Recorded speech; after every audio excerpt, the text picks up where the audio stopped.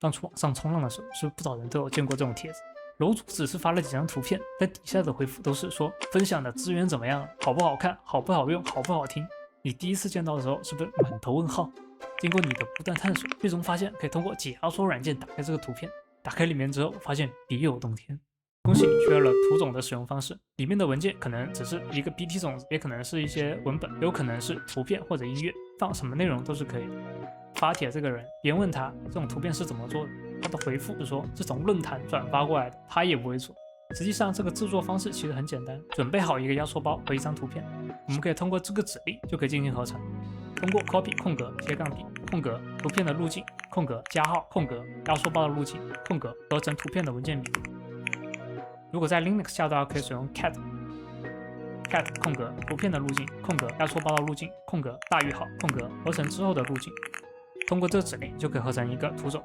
可能有些人就会更好奇，这究竟是怎么做到2位一体的呢？我们在 Windows 的 PowerShell 里面就可以通过这指令以16进制查看这个文件数据，你就会发现这个只是把压缩包的数据直接拼接到了图片数据后面而已。软件就通过文件数据中的这些标识进行识别，之后才能识别对应的数据。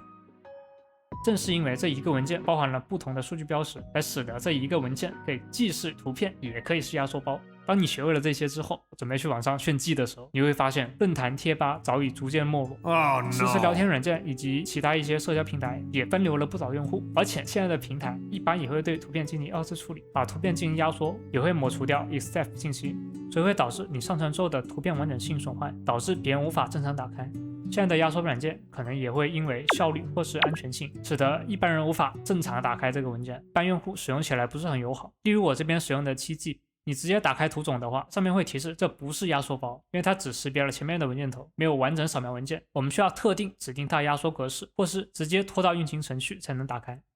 而且这种传输方式早已没落，如今在线的文件传输方式也跟曾经大有不同。我们可以通过碗盘进行操作，不需要通过图种这种十分隐晦的方式，而且云盘比起传统的 BT 下载门槛也更低，不需要折腾端口映射、公网 IP、NET 类型，只需要你在网页端注册登录就可以使用。而且你这个文件资源也有个中心化的服务商进行兜底，可以确保资源的可靠以及活性。不过因此可能导致你的数据因为不符合规范或是版权问题导致丢失，甚至可能遇到平台倒闭，资源都来不及保存。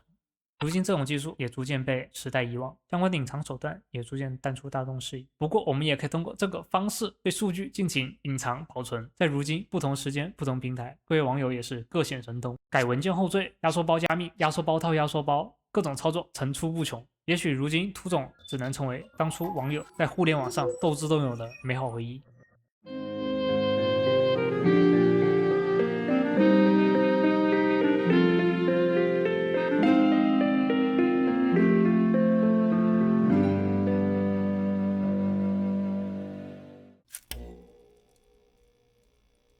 zip 文件我们以16进制进行读取的时候，不知道你有没有发现它的文件头504B 对应的就是 PK， 这个 PK 实际上就是作者的名字缩写。